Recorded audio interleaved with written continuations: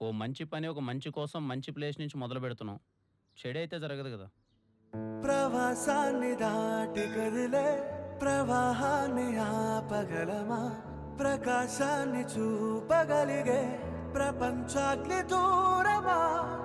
అటో ఇటో తేలనంటూ నిదానించమాకు గుణమా?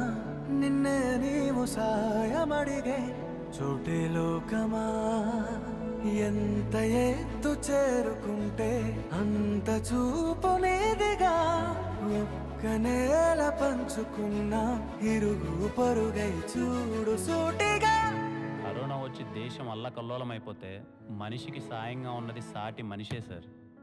మీరు కరెక్ట్గా అబ్జర్వ్ చేశారో లేదో, ఏ దేశానికి లేనట్టు మన దేశపు చిత్రపటం ప్రేమగా హత్తుకోవడానికి సిద్ధంగా ఉన్న సాటి మనిషిలా ఉంటుంది సార్. అందుకే గురజాడ అప్పారావు గారు ఊరికే చెప్పలేదు సార్, దేశం అంటే మట్టి కాదో, దేశం అంటే మనుషులో అని. మనుషులు బాగుంటే దేశం చాలా బాగుంటుంది సార్. మూడు రంగులే దేశం రంగు కాదే, మూడో కంటి చూపుతో నవ్వే మనిషిరే. ఇలాంటివి రోజుకు 100 వస్తుంటాయి. వీటిని పట్టించుకుంటే ఇక మనం పనులు చేసుకున్నట్టే.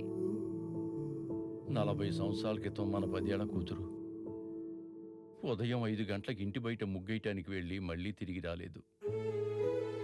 కిడ్నాప్ అయిందన్నారు, చచ్చిపోయిందన్నారు. కొంతమంది చిన్న పిల్లని కూడా చూడకుండా లేచిపోయి ఉంటుందన్నారు. ఆ రోజుల్లో ఇలాంటి టెక్నాలజీ ఉండుంటే మన కూతురు ఆచూకీ ఖచ్చితంగా దొరికిండేది. ఒక నవ్వు యుద్ధాన్ని ఆపుతాదంటారు. ఆ రోజు ఆ చిన్న పాప నవ్వు శర్మగారిని పట్టుకోవడానికి ఓ యుద్ధమే మొదలుపెట్టింది. చేయి చేయి చేరలేని దూరమేది లేదుగా. 100 కోట్ల పైన బంధం ఒంటరి ఎవడు కానే కాదుగా.